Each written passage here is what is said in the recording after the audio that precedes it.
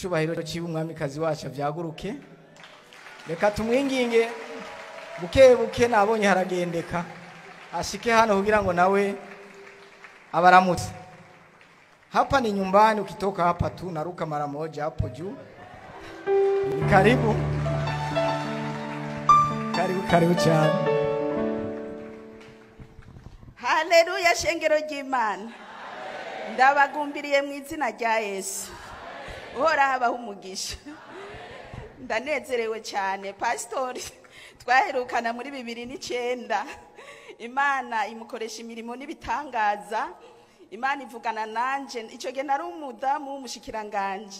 Imana ivugana nanje ko Imana igiye kunduza gusumba. Ivugana nanje ibintu byinshi narabibonye n'ibindi ndabirindiriye. Nuko rero sinaje mu nzu y'Imana uko nyene ngaragara, kuko nakuye umugisha. Nazanye ituro ry'ishimwe, ndatanga umuriyoni.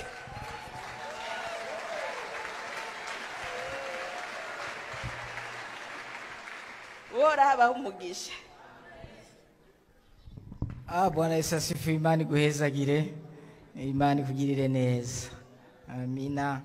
Huyu ni profesa, musimone hivi. Ayo akaba ari amasanamu yagiye aratambagira ku mbuga ngurukana bumenyi, aho abanyagihugu batandukanye bagaragaje kwishongora gukomeye cyane ko mushikiranganje wa mbere Legiome Bunyoni, aho benshi bavuze yuko yagira yitegure kurongora igihugu c'u Burundi, ndetse ngo n'umukenyezi wiwe ari umwamikazi w'igihugu c'u Burundi. Ivyo vyagiye biravugwa n'abanyagihugu. Muri aya makuru turaza kubigarukako. Ndasubire ndabaramutse banywanyi mukunda amakuru n'ibiganiro vya misi yose tuba turiko turabashikiriza. Musangwe ikaze tubashikiriza amakuru abari karavugwa cane ijya nino mu gihugu c'u Burundi. N'amakuru yo kwizera abari karavugwa mu bimenyesha makuru bitandukanye, amakuru avugwa ijya nino kumbuga ngurukana bumenyi, eka mbere na za nkuru zinyegezwa abarundi nazo nyene muzikurikirana ngaha ku minsi yose kuri chaîne yacu. Muragira mukurikirane amakuru avugwa mu gisata ca politike n'ivyagiye biravugarwa ko kubirabana n'ibogozwa ry'umushikiranganje wa mbere Legiome Bunyoni.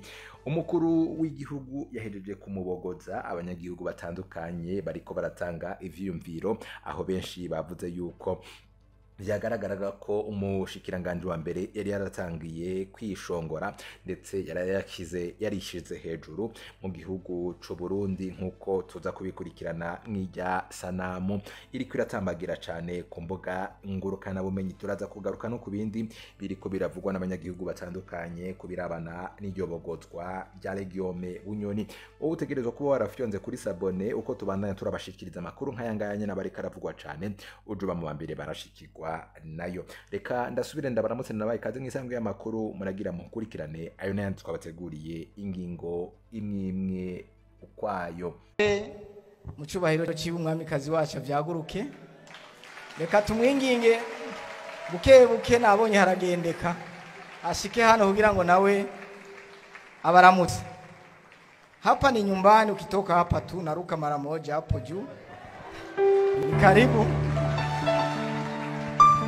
Karibu cyane. Haleluya, shengero ry'Imana. Ndabagumbiriye mu izina rya Yesu. Uhora habaho umugisha. Ndanezerewe cyane. Pastori twaherukana muri 2009. Imana imukoresha imirimo n'ibitangaza. Imana ivugana nanje, icyo gihe nari umudamu w'umushikiranganje. Imana ivugana nanje ko Imana igiye kunduza gusumba. Ivugana nanje ibintu byinshi narabibonye n'ibindi ndabirindiriye. Nuko rero sinaje mu nzu y'Imana uko nyene ngaragara, kuko nakuye umugisha. Nazanye ituro ry'ishimwe, ndatanga umuriyoni.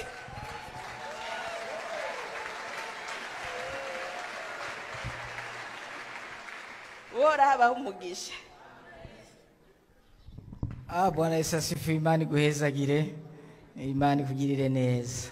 Amina. Huyu ni profesa, musimone hivi. ayo masanamu akaba ari amasanamu agaragaza umushikiranganje wa mbere Guillaume Bunyoni n'umutambukanyi wiwe, aho umushikiranganje wa mbere yavuze ko ari umwamikazi, aho ngaho nyene mw'ishengero bari bagiye gutanga ishimwe. Abanyagihugu bamwe n'abandi bashikirije yuko hari igihe uwishira hejuru Imana itamushize hejuru, kandi Bibiliya nayo ikavuga yuko uwishira hejuru azoshigwa hasi. Abarundi bavuga yuko hari abarundi benshi barira kubera amabi akorwa n'ayo bategetsi, hanyuma bo bakaja imbere y'ishengero ndetse bagatanga ngwishimwe, batanga amahera abasagutse. Ivyo rero vyaje kugaruka ko nyuma yuko umukuru w'igihugu Varisto Ndayishimiye ategetse itegeko rikomeye cyane ribogoza mu mabanga Guillaume Bunyoni, ndetse akahita asubirizwa Gervas Ndirakobuca. Ubu nyene tuvugana Gervas Ndirakobuca akaba ari we mushikiranganje wa mbere w'igihugu c'u Burundi.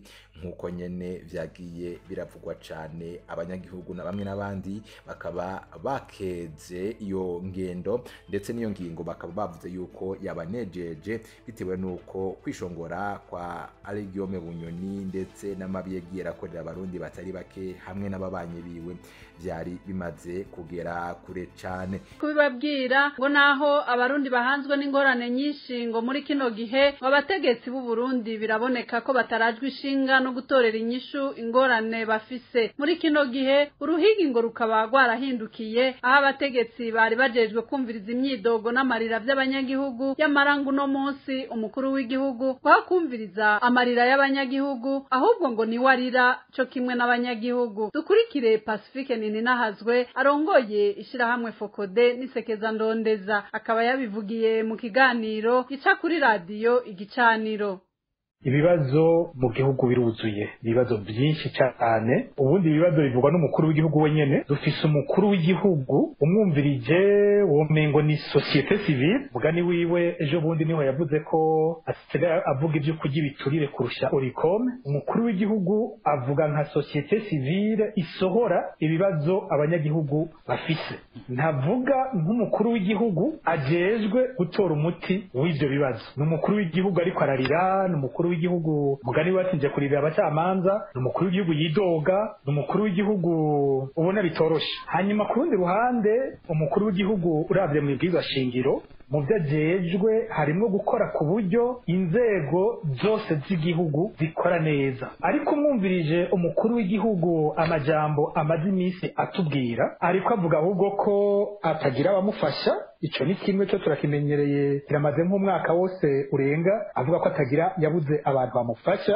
Ubu rero byageze ku rundi rwego, ibyo numvise yarayavugiye Igitega, yavuze ko hari abagomba kumukura. Ubu za nzego nyene bategerezwa gufatanya, wumva ari inzego atinya, wumva watanguye guca imigani ya Maconco na Mwezi Gisabo. Ubu atubwira iby'Imana imubwira, nibaza ko hariho n'urundi rwego ngira rutaboneka rwitwa Imana, kuko wumvirije ingene avuga ko hariho urundi rwego ruzaramubwira, avuga ko Imana yamubwiye, avuga ko bavuganye n'Imana. Imana rero mu bintu iherutse kumubwira harimo ko ategerezwa gukubura, kwirukana ngo abantu benshi bari mu nzego batariko baramufasha kandi bari mu madayimoni. Yaravuga ibintu by'amadayimoni cyane. Hariho inzego zimufasha zuzuyemwo amadayimoni, ngo izo nzego zitazokwinjira ngo mu gihugu c'iterambere agiye kutwinjizamwo. Numva ari ibintu bitera ubwoba ukuntu abivuga. Hari amadayimoni, hari Imana. Ico bavugana muri ivyo bibiri sindakizi neza, mugabo avuga ko Imana iri kumubwira kwirukana abo bari kumwe. Ejo yavuze ko ari general adatinya kudeta. Rero iyo umuntu w'umukuru w'igihugu wenyine atanguye kuvuga kudeta, navyo birateye ubwoba. Ubundi niyo babizi ko vyoba biriho barabinyegeza, ariko wumvise kuri byo atavuga ngo je sintinya kudeta, ngo general ntibamukangisha kudeta. Ucuvuga none kudeta kwigorwa n'abasirikare, hanyuma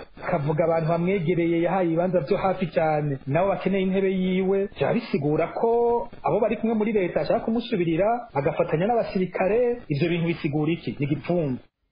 Kubwa Pacifique Ninahazwe akabona ko Evariste Ndayishimiye ngo aho kwereka abarundi abasubirizi babo yashinze amabanga agiye gukubura, ngo yarakwiye nyabuna ngo kwereka abarundi umusubirizi wiwe, ngo kuko biboneka neza ko nawe nyene aho gutorera inyishu ingorane abarundi bafise, ahubwo ngo arira mu bandi. Pacifique Ninahazwe akanavuga ko bibabaje kubona umukuru w'igihugu afise ivyiyumviro byo kuba umukuru w'igihugu, akongera akaba n'umushikiranganje w'ibisata bitandukanye bitandukanye vy'igihugu ivyo abona ko bidashoboka muri kino kinjana. Twongere dukurikire Pacifique Nininahazwe arongoye